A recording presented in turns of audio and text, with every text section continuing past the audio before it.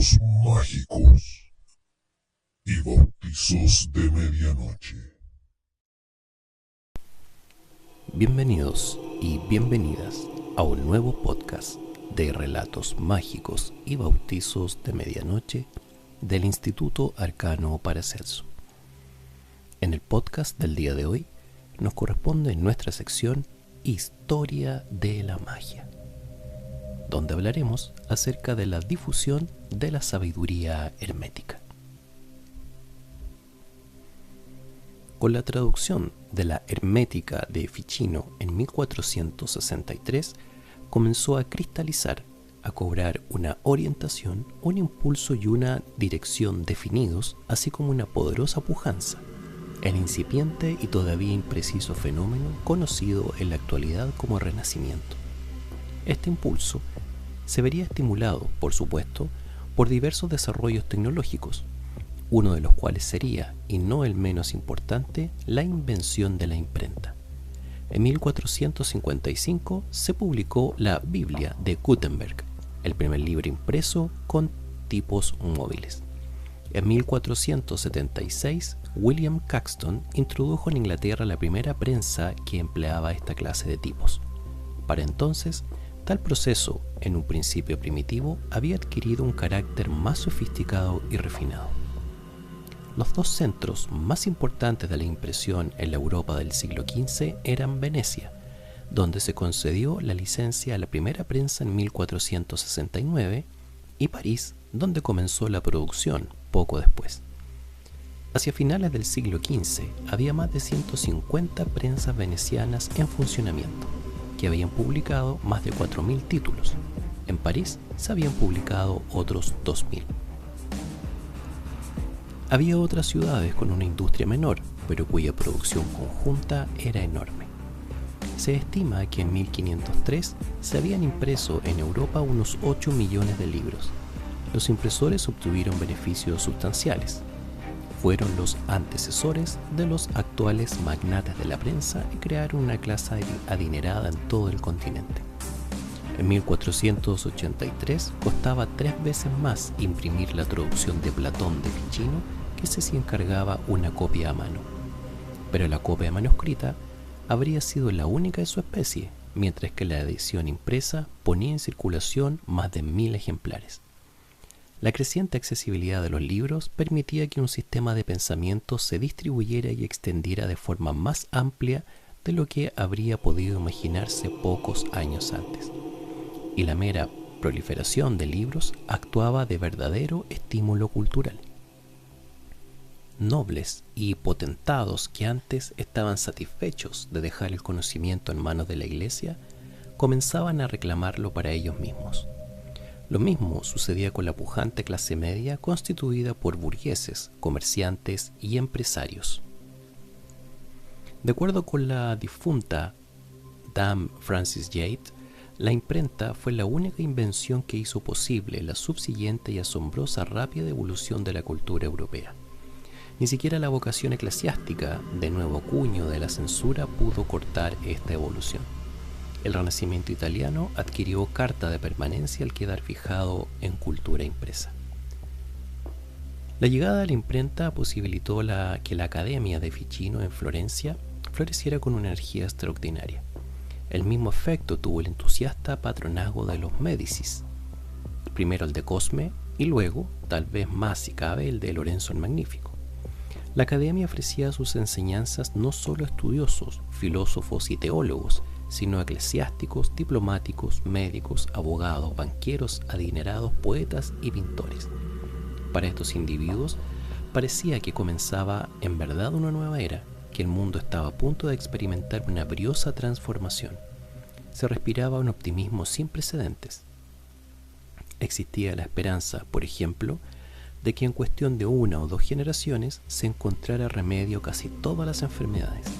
También se confiaba en el establecimiento de una nueva religión universal que reconciliara cristianismo, platonismo y hermetismo y que pusiera así fin de una vez por todas a la lucha que corrompía los asuntos humanos. Desde la Academia de Florencia, un nuevo Zeitgeist comenzó a emanar y a difundirse paulatinamente por toda Italia. Hacia finales de la década de 1460 se fundó una segunda academia en Nápoles y una tercera en Roma, aún más radical, de clara orientación pagana y ritualista. No es de sorprender que el Papa la clausurara y que sus miembros fueran arrestados. No obstante, en 1471 accedió al trono de San Pedro un nuevo pontífice, Sixto IV, y la Academia Romana fue restablecida. En 1502 se fundó en Venecia una academia que habría de tener una especial importancia en el futuro. Durante el cuarto del siglo siguiente, los conflictos en toda Italia imposibilitarían el establecimiento de más instituciones similares. Sin embargo, a partir de 1525, comenzaron a surgir de nuevo, y en número siempre creciente. Muchas de ellas mostraban características asociadas con la francmasonería posterior. Adoptaban apelativos evocadores y muchas veces místicos, como lo de las ulteriores logias masónicas, así como adornos en forma de aparejos simbólicos, emblemas y escudos de armas. Se instituyeron elaboradas reglas y ceremonias rituales. Se eligieron presidentes para oficiarlas que adoptaban nombres singulares, como los elevados o los ocultos. A comienzos del siglo XVIII había en Italia más de 500 academias. Algunas de ellas, como la Academia Arcadia de Roma, por ejemplo, fundada en 1690, cobraron fama en toda Europa y acogieron personalidades distinguidas de los rincones más lejanos del continente. Goethe sería miembro de la Academia Arcadia. Para el famoso relato que hizo de su viaje a Italia, adoptó la divisa Et in Arcadia ego.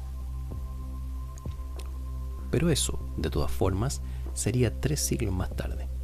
Si volvemos a la Florencia de finales del siglo XV, nos encontramos a un Ficino cada vez más consumido por su propia energía febril.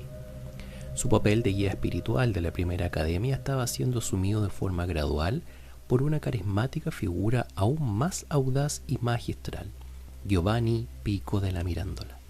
Si Ficino había sido, por encima de todo, un estudioso afable y un pedagogo, della Mirandola tenía una personalidad por completo diferente. Con una audacia que Ficino habría considerado inmoderada, incluso peligrosamente irreflexiva, della Mirandola se lanzó a la clase de investigación que caracterizó a toda la actividad más ambiciosa del Renacimiento y que tenía por fin integrar todo el conocimiento y el esfuerzo humanos en una síntesis enteramente nueva y globalizadora. Y mientras que Ficino era en principio un académico, della Mirandola, aunque no estuviera menos provisto de dotes académicas, era, además, un mago practicante. Con Pico della Mirandola, la figura de Fausto, aunque no hubiera alcanzado todavía su estatura, sí había llegado cuando menos a la mayoría de edad. Della Mirandola nació en el seno de una familia de la pequeña nobleza del norte de Italia. Tras volver la espalda con desdén a los privilegios propios de su rango, decidió con precocidad entregarse al estudio. Estudió en las universidades de Bolonia, Ferrara, Padua, Pavía y París.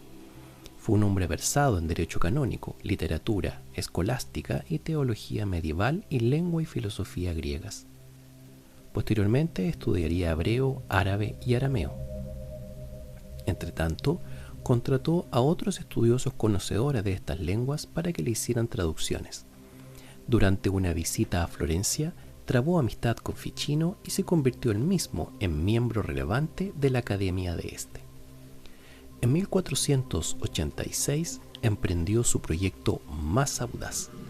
Elaboró un compendio de 900 tesis o proposiciones de orientación hermética que publicó en Roma, al tiempo que anunciaba estar dispuesto a defenderlas ante quienes se presentaran como oponentes. Era una forma de echar un guante, en efecto, a toda la cristiandad, pues desafiaba al mundo entero a que debatiese con él su propia filosofía. Se ofreció incluso a cubrir los costes del viaje a Roma de sus posibles adversarios. Al final, nada resultó de tan espectacular gesto. El pretendido debate fue prohibido por el Papa, y 13 de las tesis de della Mirandola fueron consideradas heréticas. Su insincera renuncia, más que se asemejaba a una apología, solo hizo que agravar sus problemas, de los que le libraron la muerte del Papa y la intervención en su favor de Lorenzo de Médicis. En parte escarmentado, se estableció en Florencia, donde siguió escribiendo y estudiando, al tiempo que se esforzaba por mantenerse al margen de las disputas públicas. Murió en 1494 a la edad de 31 años. La orientación de la Mirandola era característicamente hermética.